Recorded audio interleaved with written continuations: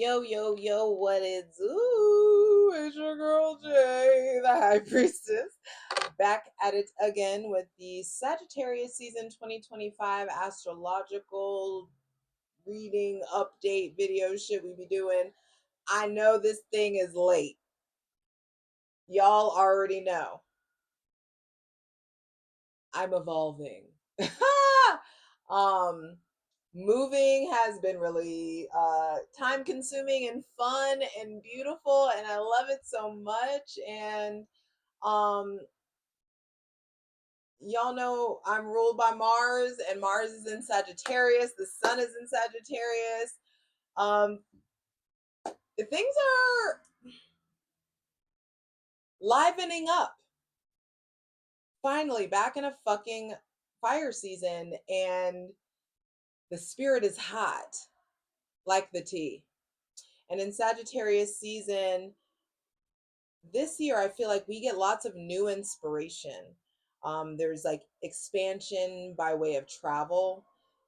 There's this optimistic vibe that is flowing in and around you. And it's almost like, should you be brave enough to like tap into it? Should you be brave enough to like pick it up or like dive into it? You can let yourself be consumed with this like hope and this like happy go lucky type optimistic shit that we have access to right now. And there's something about our perspective is changing. Our understanding is changing in Sagittarius season 2025 because our philosophies are being poked at and prodded and stripped and rebuilt in some sort of way. And I feel like a lot of new adventure awaits, and it starts in the realm of the spirit first and then really, really percolates in the mind. And so I feel like there's lots of mental energy. This is a very mental, cerebral, fiery season. And we're all out here seeking new truths. So I feel like we'll have access to a lot of them. Now, like I said, I know that I'm late. So as of November 21st, Sagittarius got the sun, and things are on the up and up mentally and in the physical reality. If you're feeling like they're not on the up and up, it's time to take action. It's time to do something about it. It's time to tap into what is in your lane to do in order to start moving towards excitement that you're fucking alive. On November 27th, Saturn went direct in Pisces. And I just feel like finals week is over. Um, and now onward to new classes. Saturn does not skip a beat. It's like, oh, you thought you were going to get a break? Oh, you thought Saturn was going to let up? Nope. New classes, new energy, new lessons to learn, new information to acquire. Saturn is now moving forward. So I feel like the results of your tests that you were given during Saturn retrograde, the results come out while he's direct. So also Saturn went direct at 25 degrees Pisces. I'm gonna do a little astro update. I'm gonna do a little something. We're gonna dive in, get a little messages. It's been a minute since I've done that. Anyway, on November 29th, Mercury went direct in Scorpio, and I just feel like desires have now been reassessed. And now it's time to speak on them and discuss and try to let the divine show you how. Not you trying to figure it out, not you trying to make it make sense. There's something about letting the divine show you how, or at minimum, trusting that the divine has the how covered. You need to figure out and solidify what and why. Let God handle how. That's where faith comes in. All right. On November 30th, Venus went into Sagittarius, and I just feel like life and love got way more fun and optimistic.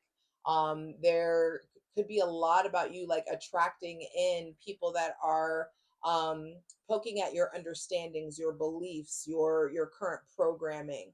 So I just feel like life is attracting in experiences and people that are going to upgrade you mentally, that are going to help upgrade your programming, your understanding. Hello, Sagittarius, I understand. Um, on December 4th, we have the full moon in Gemini. I'm going to do a separate reading on that. I promise I'm going to do my best to get to that today. No, I do the things that I intend to do, so I will be doing that today. Hello. Um, and the full moon in Gemini at its core, I feel like is about releasing an old mindset, releasing an old thought process, releasing an old lens, throwing out the old glasses, finally going and getting your new prescription. Some of y'all need to do that in the actual physical. Some of you know you need to go get your eyes checked. Go get your eyes checked, get the new lenses. Um on December 10th, Neptune goes direct in Pisces. Now, I will be doing a whole separate video on this because this is a big fucking deal. Neptune is going direct at 29 degrees Pisces, the fucking last degree, the anaretic degree of Pisces. After a 14 year stint there and 14 year stay, ain't no stint in 14 years. Excuse me. There's this there's just this, a new reality has entered the chat, a new reality, a new life, a new understanding. Like, I feel like Neptune direct, the first month is gonna have us like, how did how did I get here? How did I get here? And some of y'all are gonna be like Paramore style, like, how did we get here? I used to know you so well. But it Neptune going direct, I feel like is a big deal. I also know it's a big deal because it's coming into my sign. Neptune's coming into Aries, so Neptune is starting a whole new chapter. This isn't just about Neptune changing signs. When any planet goes into Aries, it's starting a whole new cycle. And so a whole new era really for Neptune. And so this is a lot. Anyway, on December 11th, Mercury goes back to Sagittarius and he's going to help you configure this new philosophy, this new understanding that's coming in. He's going to help you get it in place. He's going to help you integrate it. Because I do feel like we all will be communicating differently, communicating more effectively. Something is starting to change in communication. Ooh, interesting. I just got this download of people moving away from communicating online, getting back to text, getting back to calling each other, getting back to like linking up and hanging out in person versus just doing Zoom or FaceTime. I feel like there's this collective move back towards physical connection. Hell yeah. Okay, that just came through. On December 15th, Mars goes into Capricorn, baby, and he's exalted there. So that's where Capricorn thrives the most. That's where he is most celebrated. That's where he functions at his highest capability. And it is time to get shit done. Mars in Capricorn during Sagittarius season is scale season. It's time to scale. It's time to take it to the next level. It's time to get in that mountain goat mode and fucking climb higher somehow. Climb higher in your career, climb higher in regards to what you consider stability or security. It's time to take it to the next level. All right. On December 19th, we have the new moon in Sagittarius. I'll do a separate video for that. That looks like planting seeds of optimism, planting seeds of calculated risks, planting seeds that merge the spiritual and the physical.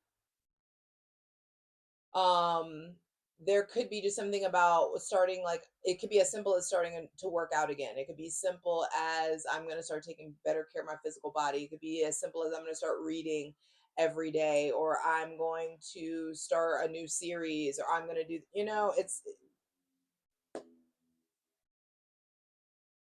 it'll be different for everybody. And lastly is an aspect that y'all know I don't normally talk about aspects in this reading. But this one intrigued me. On December 21st, Jupiter retrograde in Cancer will be squaring Chiron retrograde in Aries. So squares are like arm wrestling energy. It's like a tug of war between the two. I can't say planets because Chiron is an asteroid. So between the two celestial bodies, there will be a tug of war. I put, don't you realize yet that if you let it go, better will come. Identity wounds are being triggered and therefore soothed by the divine. It's like I feel like something starts to like trigger a wound and somehow like God makes it better. And luck comes to us by way of having faith, but faith without works is dead. So don't play yourself. I do feel like keep in mind that Sagittarius season is a fire season. Fire is the element of spirit, and spirit requires action. Fire signs require action. I feel like in Sagittarius season, let it be intuitive action. Let it be very, it's interesting because I feel like I said this in a previous reading, but it's been something that's coming up for me a lot. That Sagittarius energy is the highest octave of fire. And every Sagittarius that I know plays too motherfucking much. Every Sagittarius I know is just like a big fucking kid, but also very like philosophical and very like inquisitive and curious. And they're just like big kids. And so it's like the highest form, the purest form, the highest level of growth when it comes to your spirit is to be childlike, is to be jovial, is to, how Sagittarians aren't known for their tact. It's to be blunt like a child. It's to speak truth the way children do. That's like the highest form of authenticity. And I feel like that is the final lesson that Sagittarius, the final lesson that fire has to teach us in the life cycle. It's to be fucking authentic and to play and to be like how you were when you were a kid, or to give yourself a childhood in your adult life.